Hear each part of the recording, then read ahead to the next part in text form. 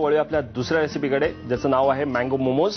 Mango मोमोजसाठी आपण साहित्य घेतलेलं आहे तांदूळाचं पीठ आपल्याला लागेल 1 वाटी, नंतर नारळाचं दूध लागेल 1 वाटी, तसंच आंबा घेतला मी चिरून घेतलेला आहे तो चॉप करून 1 वाटी, नंतर ओलं खोबरं आहे, दालचिनी आणि बडिया किंवा स्टार एनिस जे आपण म्हणतो त्याची पावडर इकडे मी करून ठेवलेली आहे, आणि चवीला थोडंसं मीठ उकडीसाठी.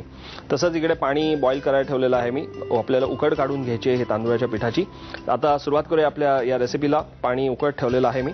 थोडंसं पाणी घेतलंय, अगदी पाऊण वाटी, आणि त्याच्यामध्ये आपण घालूया थोडंसं मीठ, आणि त्याच्यात थोडंसं मी तेल घातलंय 1 चमचा. नंतर हे नारळाचं दूध आपण त्याच्यामध्ये घालू, आणि आपण रेग्युलरली जशी उकड काढतो तशीच उकड आपण काढून घेणार आहोत.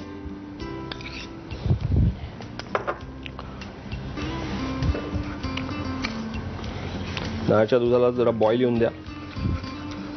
नंतर इथे तांदूळाचं पीठ आहे ते आपल्याला त्याच्यामध्ये मिक्स करायचं आहे. सो यावेळेला तुम्ही मोदक जरी बनवणार असाल तरी या पद्धतीने तुम्ही मोदक बनवून बघू शकता, आणि again it will be totally different. दुधाला उकळी आली आहे. आपण त्याच्यामध्ये आता हे तांदूळाचं पीठ ऍड करू. आज मी थोडी हळू करून घेतो.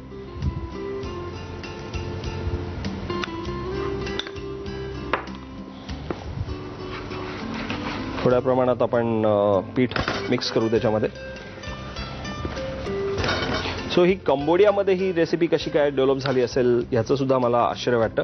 आय एम शुअर आपले भरपूर इन्फ्लुएन्स तिथल्या संस्कृतीवरती आहेच, पण ही सुद्धा कधी ना तरी तिकडे पास ऑन झाली असेल, आणि त्यांच्याकडे नारळ भरपूर अमाप असल्यामुळे आय थिंक त्यांनी पाण्याऐवजी नारळाचं दूध वापरून बघितलं असेल, आणि त्यांनी या टाईपची रेसिपी डेव्हलप केली असेल. तिकडे सुद्धा ते सारण बनवतात. सारणामध्ये गूळ, त्यांचा ताडीचा गूळ असतो, म्हणजे पामचा गूळ असतो. आपल्याकडे उसाचा जसा गूळ असतो तसा गूळ नसतो तिकडे. सो अगेन जसं लोकॅलिटीमध्ये जे काय अवेलेबल असतं त्या हिशोबाने रेसिपीज डेव्हलप होत गेलेल्या आहेत. ह्याचं एक उत्तम उदाहरण आहे हे.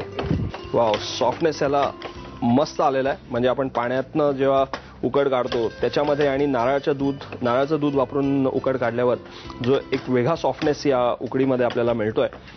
तुम्ही सुद्धा तो एक्सपिरियन्स घ्या. अमेझिंग.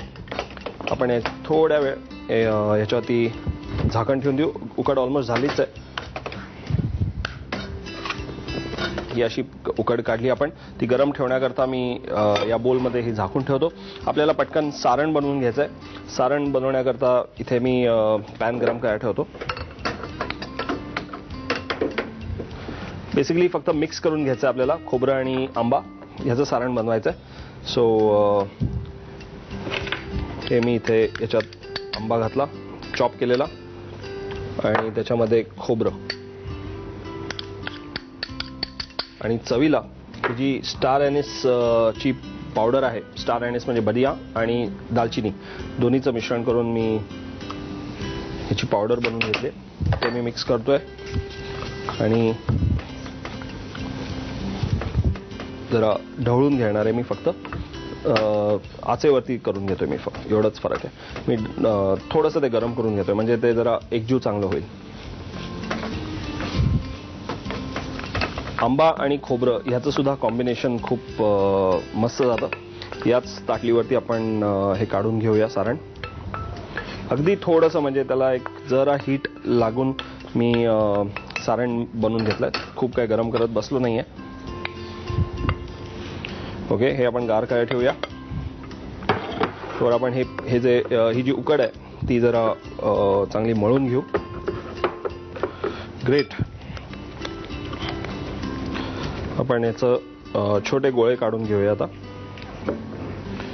आपण अगदी मोदकाला जसं करतो तसंच.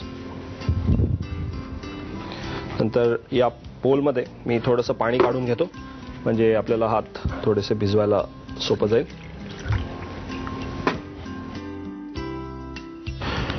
याला शेप काही द्यायचा नाहीये, आपल्याला मोमोज करायचे, त्यामुळे आपण ते प्लेन ठेवू शकतो.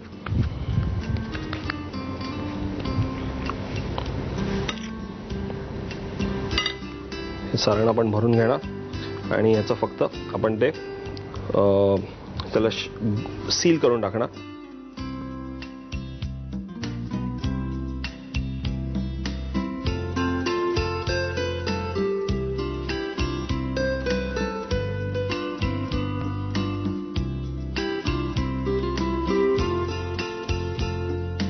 आपले हे मोमोज आता तयार झालेले आहेत. पाणी उकळत ठेवलेलं आहे मी. त्याच्यामध्ये आपण आता ते प्लेस करू आणि एक 8 ते 10 मिनिटाकरता आपण ते उकळत ठेवूया. सो ते चांगले शिजतील आणि आय थिंक आपल्याला ते खायला तयार होतील.